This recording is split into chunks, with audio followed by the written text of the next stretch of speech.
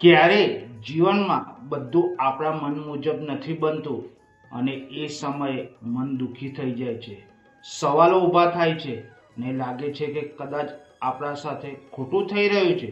પણ સમય પસાર થયા પછી સમજાય છે કે જે મળ્યું નહીં, જે છૂટી ગયું અથવા જે તૂટી ગયું એ જ કદાચ ભગવાનનો સૌથી મોટો આશીર્વાદ હતો. કારણ કે દરેક બંધ દરવાજો તમારા માટે કોઈ વધુ સુંદર દરવાજો ખોલવા માટે જ બંધ થાય છે.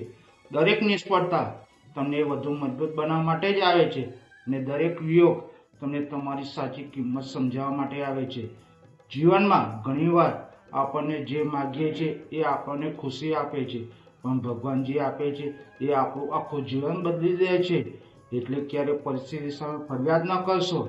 વિશ્વાસ રાખજો કે ભગવાન તમારી પ્રાર્થના સાંભળે છે.